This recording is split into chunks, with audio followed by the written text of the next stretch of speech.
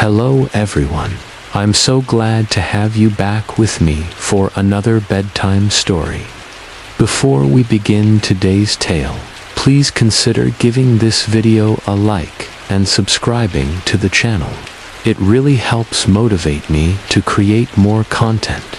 Tonight's story is called The Life of Andrew Carnegie, a gentle bedtime story in 10 chapters. Chapter 1.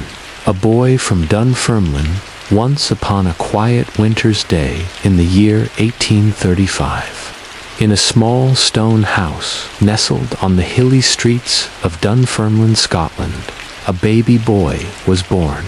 The sky was grey, and a cold wind whispered through the chimneys. But inside the little house there was warmth, joy, and hope. His name was Andrew Carnegie. His parents, William and Margaret Carnegie, were humble people. William worked as a handloom weaver, spinning threads into cloth by hand. Margaret, his loving mother, was kind and clever, often sewing shoes or doing laundry for neighbors just to help make ends meet. Their home was simple, only one room, but it echoed with laughter, lullabies, and the soft clatter of the loom. Young Andrew, or Andra, as his mother fondly called him, grew up listening to the stories his father told. William loved poetry, philosophy, and dreams of a better world. He often gathered with other weavers to talk about fairness, workers' rights, and the promise of education. Though he worked with his hands, William's mind reached far beyond the threads of cloth he wove. But times were changing in Scotland. Big machines were arriving, fast, loud, and powerful. These machines wove cloth faster than any man could, and the old ways were being left behind. Slowly, work disappeared. The weavers lost their jobs, and families like the Carnegies struggled more and more each day. Andrew watched his father's strong hands grow still. He saw the quiet worry in his mother's eyes. He heard whispers of hard times among the neighbors. Yet, even through the hunger and cold nights, Andrew felt safe. He had the love of his parents, and the stories they shared filled his heart with courage. One evening, as the fire flickered low, his mother gently stroked his hair and said, "Someday, Andra, you'll go far from here, far across the sea. There's a better life waiting, I know it." And one day, her words came true in 1848. When Andrew was just 13 years old, the Carnegies made a bold decision. They sold everything they owned, down to their precious books and furniture, and boarded a ship bound for America.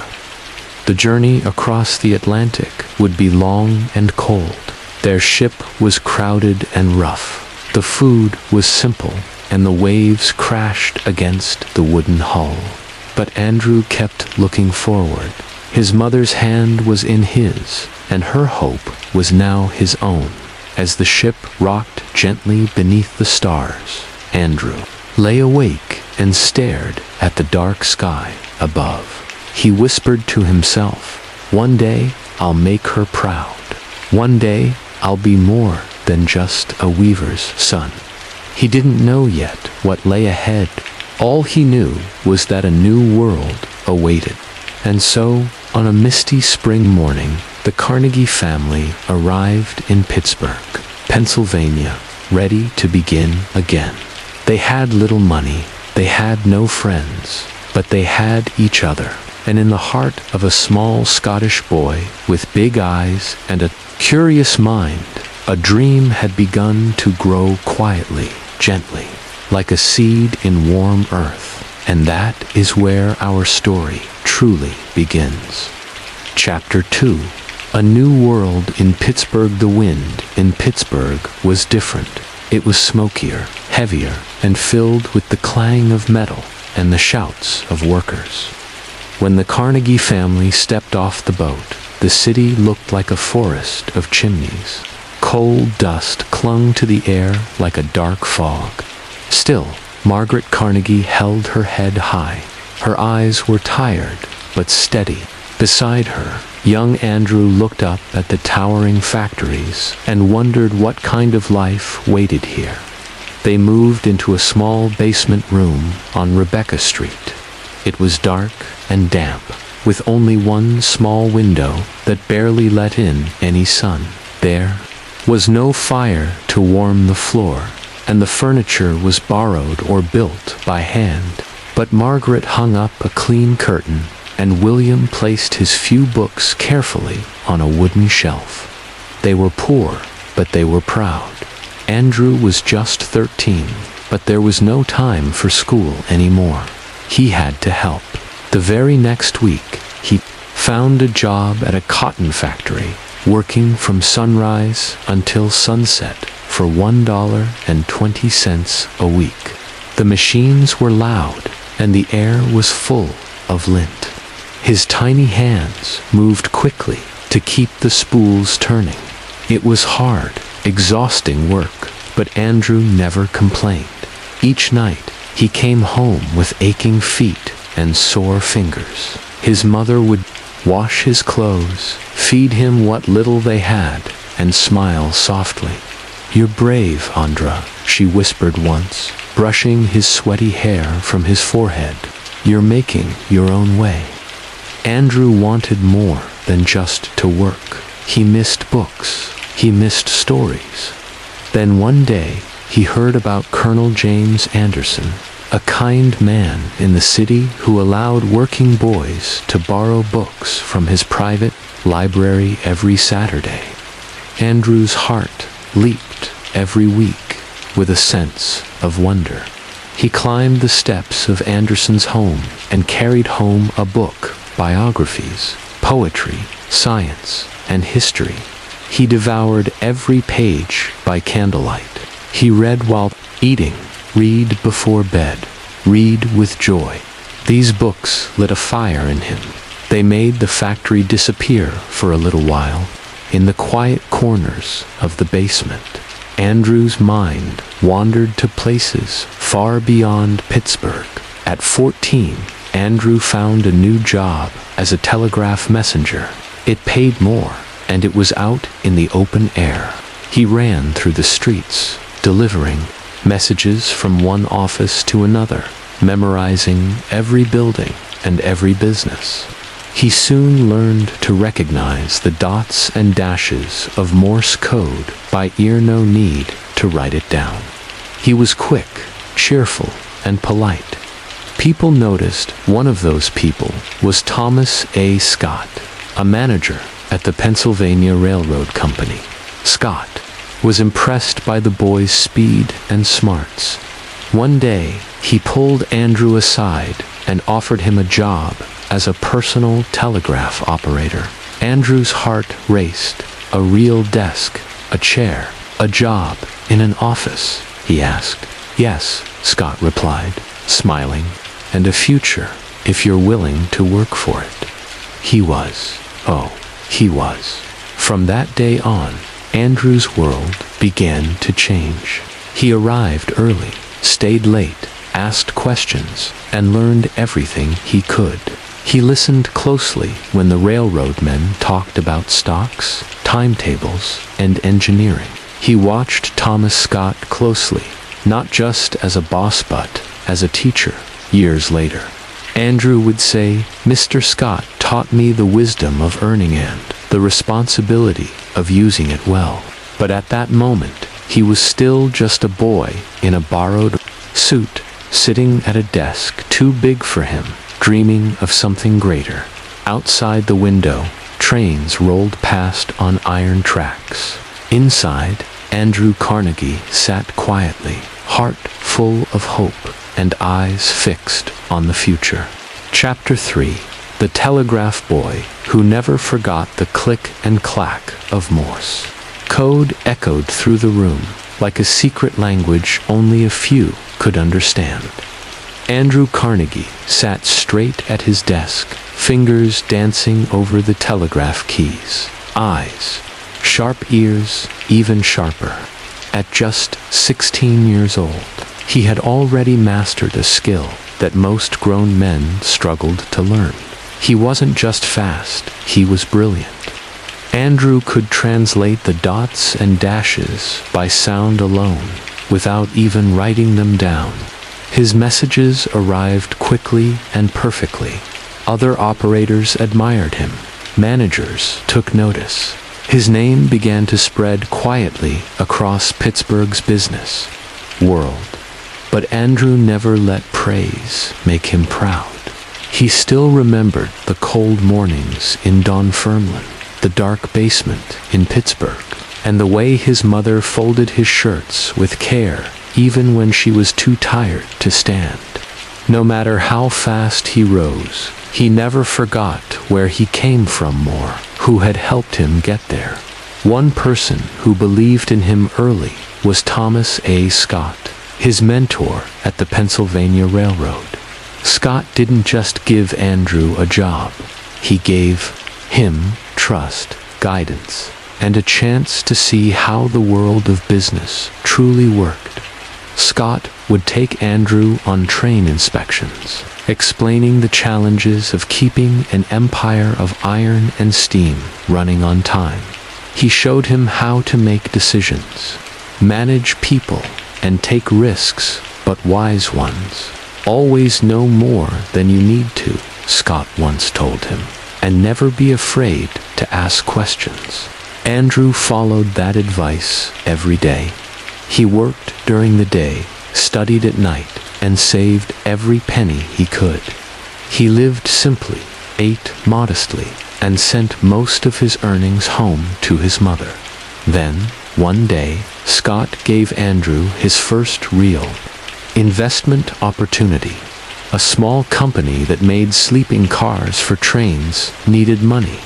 Scott offered Andrew the chance to buy shares if he could come up with $500. That was a lot of money for a young clerk. Andrew didn't have it, but Margaret Carnegie believed in her son.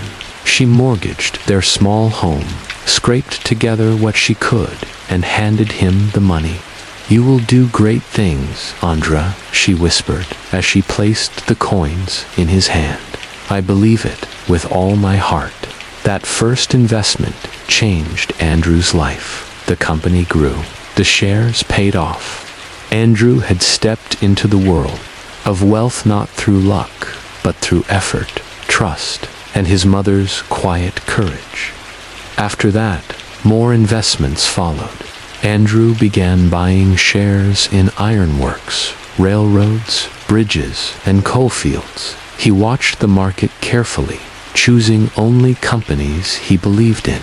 He kept working at the railroad, but now, with each passing year, his fortune slowly began to grow. Still, he didn't let success turn him cold. When another young telegraph boy joined the office, Andrew took him under his wing.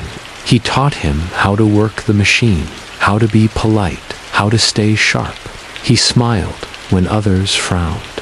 He listened when others shouted. Andrew Carnegie had not forgotten what it felt like to be the smallest, poorest boy in the room. He remembered the hunger, the hard work, the kindness of men like Colonel Anderson and Mr. Scott, and in his heart he made a quiet promise. "One day, when I am able, I will give to others what was given to me." Outside, the trains rumbled on, carrying goods and dreams across the growing nation. Inside, a young man tapped out another message, unaware that the world would one day know his name and remember his story. Chapter 4. Stepping into Stilda. Years rolled forward like the trains Andrew Carnegie had once helped manage. The boy, who once ran telegrams through the smoky streets of Pittsburgh, was no longer a boy at all. He was now a respected young businessman, still humble in his heart, but his eyes were fixed on something bigger, something stronger. Steel. The American Civil War had come and gone, and with it, the country had changed. Railroads stretched across states, cities were rising higher, and bridges were being built over mighty rivers. Iron had served its purpose, but Andrew saw something better coming. A new metal, a stronger one, steel. Where others hesitated, Andrew acted. He began learning everything he could about steelmaking. He read about the Bessemer process, a new way to turn iron into steel quickly and cheaply. British inventors had used it first, but few in America believed it would succeed. Andrew believed. He visited steelworks, studied the furnaces, watched the workers with care, and asked 100 questions. Then he made a bold decision. He would build his own steel plant. Not a small one, not a cautious one, but the best and most modern in the country. In the 1870s, just outside Pittsburgh, Carnegie built the Edgar Thomson Steel Works, named after the president of the Pennsylvania Railroad. He filled it with the latest technology, designed the buildings himself, and hired the smartest minds and hardest workers he could find. The steel it produced was strong, pure, and perfect for the future he saw ahead. Andrew was not content with just one mill. He expanded again and again. He bought out competitors, reinvested profits, and created an empire of steel. By the 1880s, the Carnegie Steel Company had become the most efficient and powerful steel producer in the world. Skyscrapers, ships, bridges, and railroads, so many of them were built with steel that came from his furnaces. America was rising, and Andrew Carnegie was helping to build its bones. But his success wasn't only in machines. It was in how he ran his business. He believed in vertical integration, not just the mills, but the mines, the railroads, and even the ships that carried his goods. He made steel cheaper, faster, and better than anyone else. His days were long, and his mind never rested. Even when he traveled, he carried books, maps, and notebooks. He planned, calculated, and dreamed. Yet, through it all, he remained modest in many ways, wearing simple clothes, living with his mother, and treating his workers with calm respect, though the mills themselves demanded much. He once said, "The man who acquires the ability to take full possession of his own mind may take possession of anything else to which he is justly entitled." But as his fortune grew, so did something else inside him, a question. What was all this wealth for? Was success only about profit and power, or could it be something more? The answers would come later. For now, the furnaces glowed, the hammers rang, and Andrew Carnegie, the boy from Dunfermline, had become the steel king of America. And yet, the most meaningful part of his story was still to come. Chapter 5. The Empire of Steel. The furnaces burned bright. Sparks danced through the air like fireflies, and the sound of molten metal filled the mills like a never-ending storm. This was the heart of Andrew Carnegie's world, the roaring, glowing Empire of Steel. By the early 1890s, Andrew's company, Carnegie Steel, had become the most powerful steel business on the planet.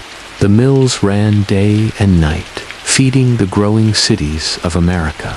From Pittsburgh to Chicago, from bridges to skyscrapers, Carnegie's steel formed the very skeleton of a modern nation.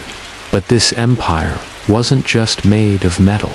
It was built on precision, efficiency, and ambition. Andrew demanded the best, faster machines, smarter engineers, and a workplace where no detail was too small. He believed waste was the enemy of progress, and he trimmed it wherever he saw it. He also believed in giving people a chance, just as Thomas A. Scott had once given him one. many of his top managers started at the bottom. If they worked hard and thought clearly, Andrew noticed. He gave them more responsibility. He trusted them. He built not only a company, but a team. Among them was a man named Henry Clay Frick, a fierce, driven partner who helped Andrew expand even further.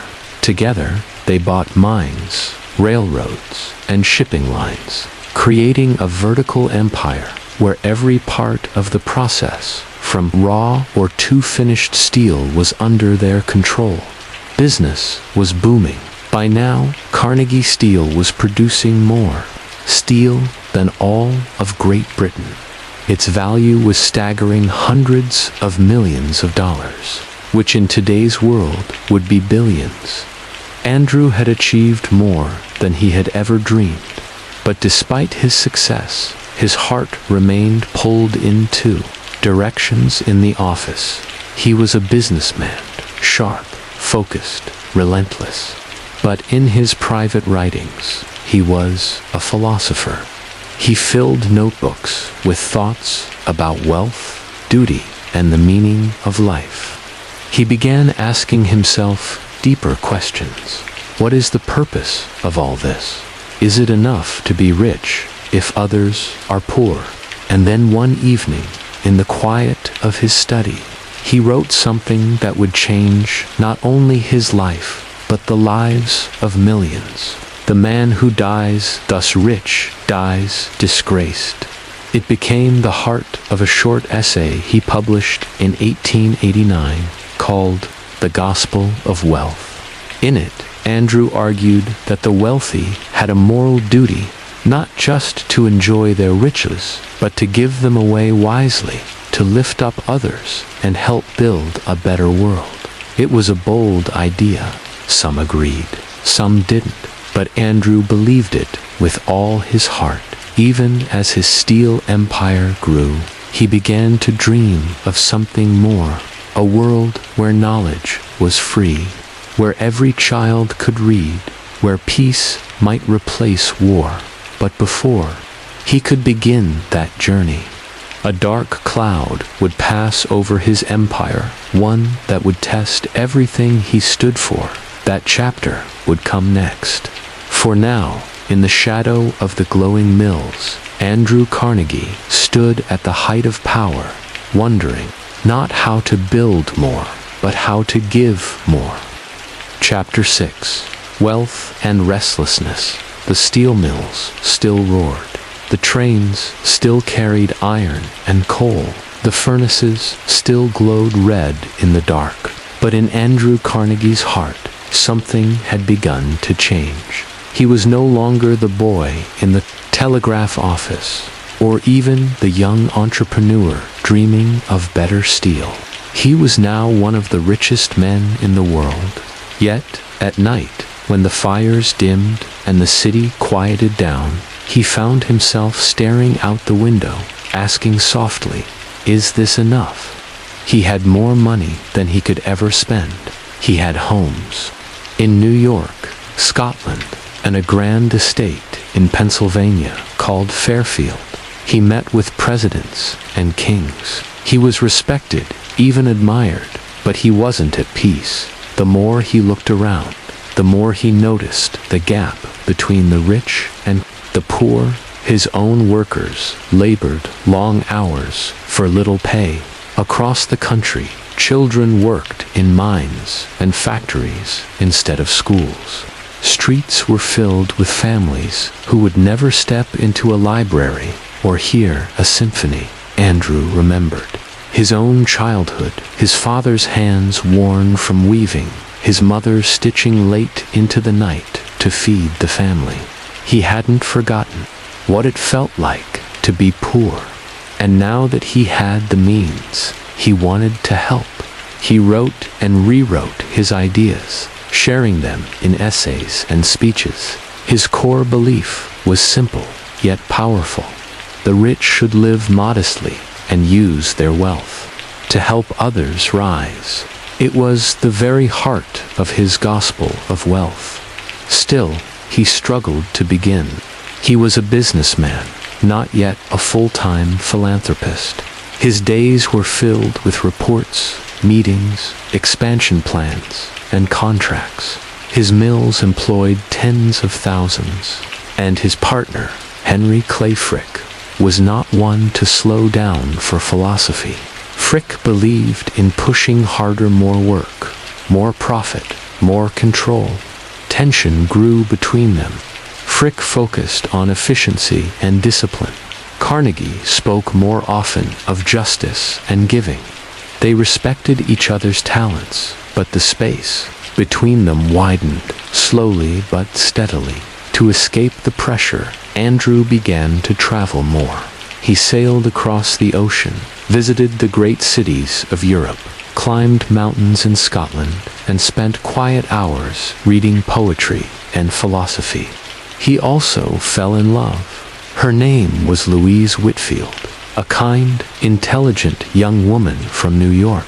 She was gentle where he was restless, calm where he was driven.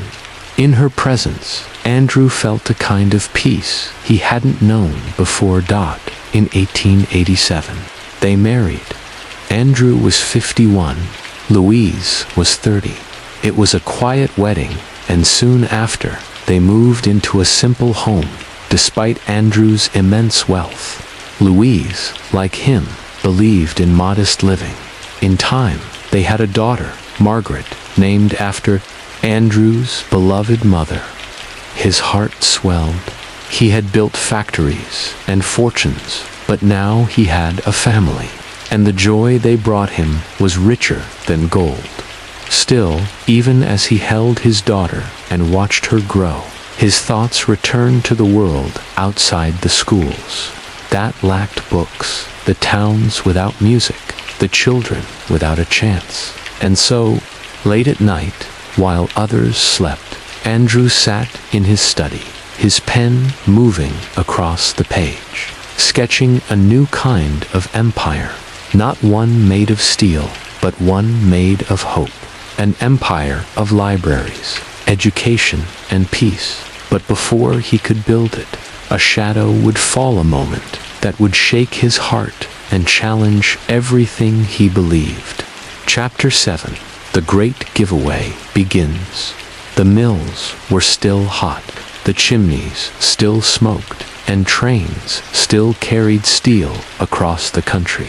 But Andrew Carnegie had begun to step back. He no longer spent every day in the offices of Carnegie Steel.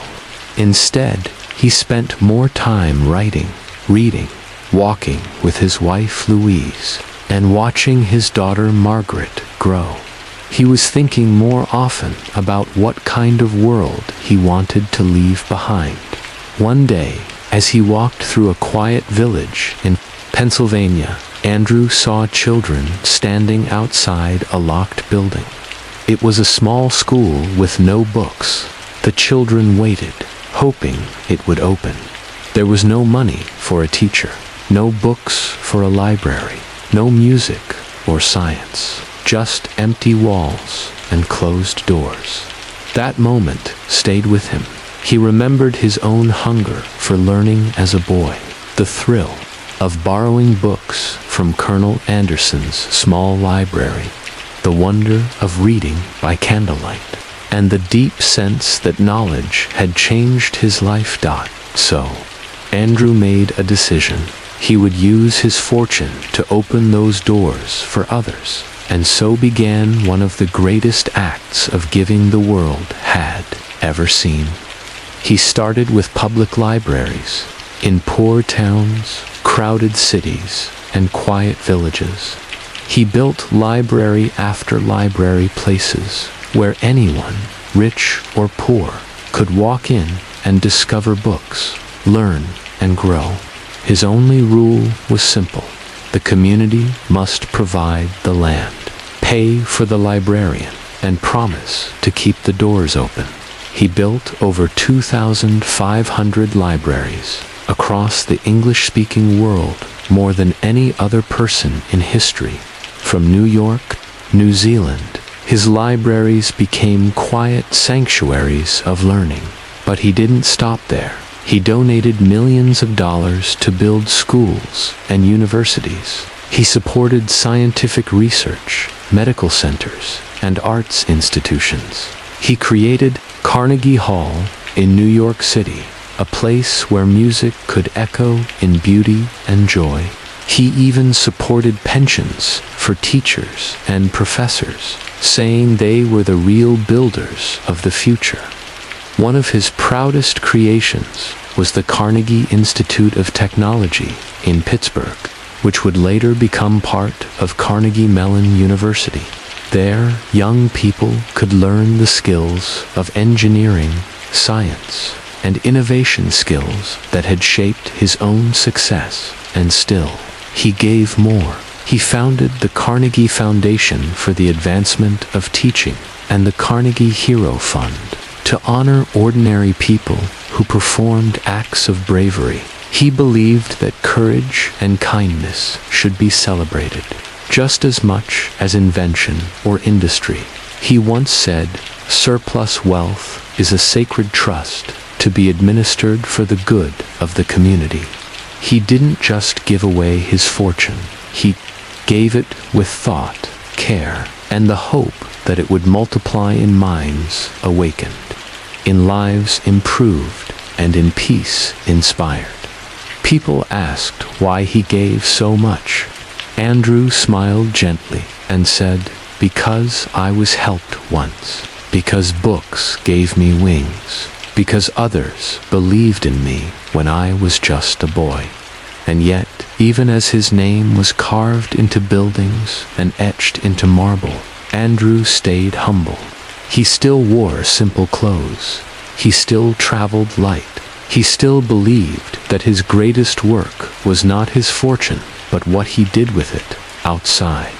In cities and towns all over the world, doors were opening, lights were turning on, books were being opened by children with wide eyes and open hearts. The great giveaway had begun, and it would never truly end. Chapter 8: Shadows and Strikes. By the early 1890s, Andrew Carnegie was known around the world, not just as the Steel King, but as a generous giver, a man of books, peace, and quiet kindness. He dreamed of a world filled with learning and fairness, and he spent his days building libraries and planning schools. But even the gentlest life has shadows. Back in Pittsburgh, where his mills still ran day and night, trouble was brewing. The steel industry was demanding. Workers faced long hours, dangerous machines, and very little rest. Wages were low. Tensions were high. Andrew wasn't there every day anymore. He had left much of the management to his trusted partner, Henry Clay Frick.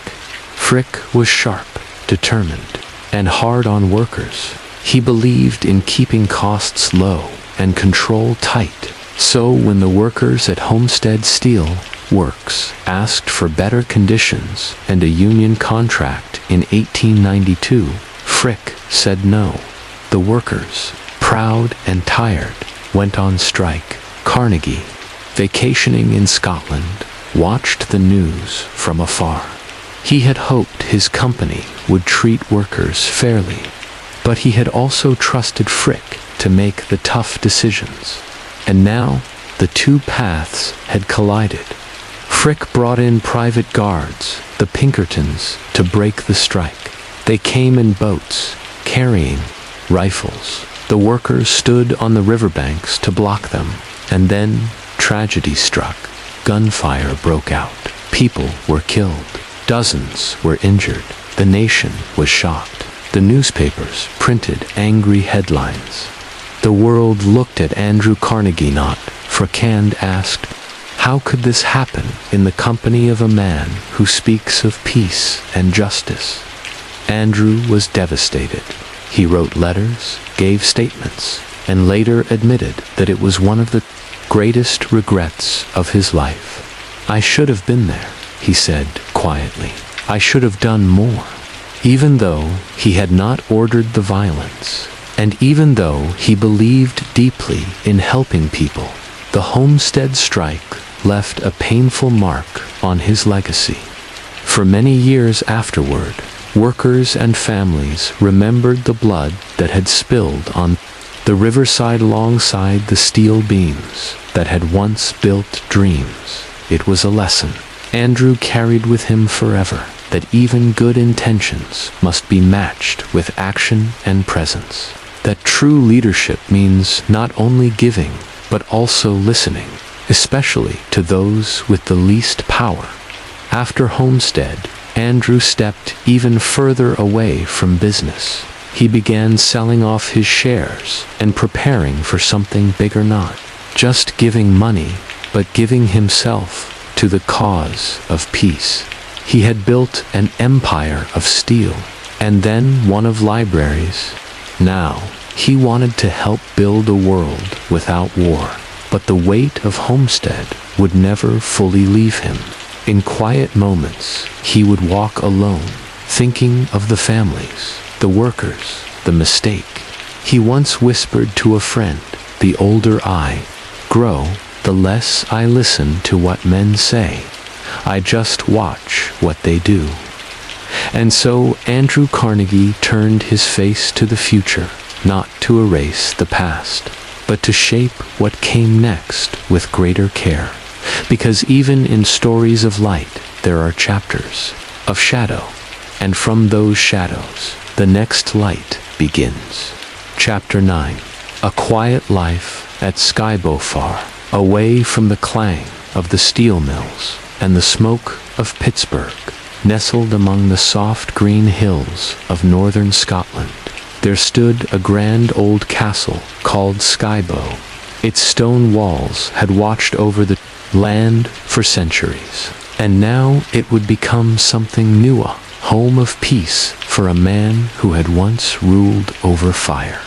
Andrew Carnegie had returned to his roots. In the late 1890s, after selling Carnegie steel to J.P. Morgan, a deal worth over $480 million at the time, Andrew was no longer a businessman.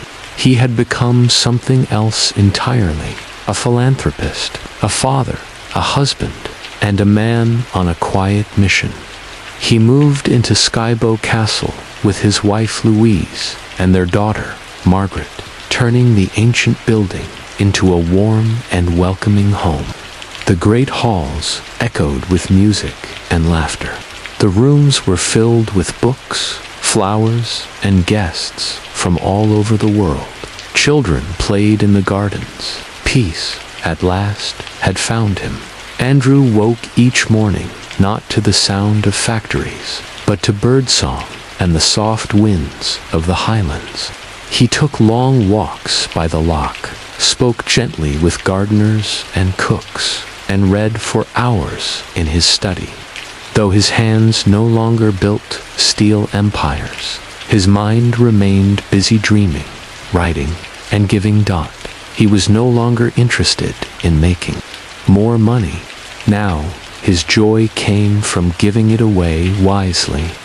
Every letter he opened was a request for help from schools, libraries, scholars, and scientists, and he answered many with a thoughtful gift. He also turned his attention to a dream that had long lived in his heart: world peace. Andrew had seen the horrors of war, heard the cries of soldiers, and watched entire nations crumble under the weight of violence. He believed that war was the greatest failure of civilization, and that the time had come for something better. So he established the Carnegie Endowment for International Peace, an organization dedicated to solving conflicts, not with weapons, but with wisdom and diplomacy. He built the Peace Palace in The Hague, a grand and beautiful building where world leaders could meet to settle disputes with words instead of war. There is no use of wealth except as a means to do good to others, he often said. I want to spend the rest of my life giving back to mankind, to knowledge, to peace. Though he lived quietly at Skybo, he stayed in touch with the world. Writers visited, inventors came, politicians wrote letters seeking advice, and always, at the center of it all, was Andrew Carnegie, with a warm smile, a thoughtful question, and a heart still full of wonder at night. As the fireplace glowed and the castle halls fell silent, he would sit with Louise and Margaret, reading poetry, listening to music, and looking out the window toward the stars. He often spoke of his mother, of her sacrifice, her love, and her belief in him when he had nothing. He had traveled from a one-room cottage in Dunfermline to the halls of kings and presidents, and yet, in his heart, he was still Andra the Weaver's son who believed in books, kindness, and hard work. Andrew knew that his greatest creation was not steel, nor money, nor fame. It was the legacy of giving and the quiet hope that someday others would follow. Chapter 10. The Lasting Legacy. The years passed quietly at Skybo Castle. The gardens grew fuller, the air grew softer, and the voices inside the halls slowed to a calm, peaceful rhythm. Andrew Carnegie, now an old man with silver hair and thoughtful eyes, spent his final years watching the world with quiet hope. By the time he neared the end of his life, he had given away over $350 million, the vast majority of his fortune. He had built thousands of libraries, supported education and science, and planted the seeds for peace in a world that still trembled from conflict. Though his body grew weaker, his heart remained strong. He still wrote letters, read poetry, and listened carefully to every visitor who came seeking advice. He still walked the grounds with his daughter Margaret, pointing to the trees and sky and reminding her to stay curious, to stay kind. On August 11th, 1919, Andrew Carnegie passed away. At the age of 83, he left behind no factories, no tall towers with his name carved in stone, but something greater. He left opportunity. He left ideas. He left a world touched by generosity, where children who had never heard his name would one day walk into a quiet library, pick up a book, and begin their own story. Even today, the echoes of his gifts can still be heard in the laughter of school children, in the turning of pages, in the quiet peace of places made for learning. His life, once filled with fire and steel, ended not with noise, but with gentleness, dignity, and a deep, quiet purpose. He had lived well, he had given much, and now his story belongs to all of us. So now, dear listener, as the stars twinkle above and the world softens into night, we close the pages of this tale. May you carry the spirit of Andrew Carnegie with youth, a belief that no matter where you come from, no matter how little you start with, you can build a life of meaning through kindness, learning, and giving. Thank you for listening. May your dreams be peaceful and full of light. Sleep well, and I look forward to sharing another story with you very soon. Good night.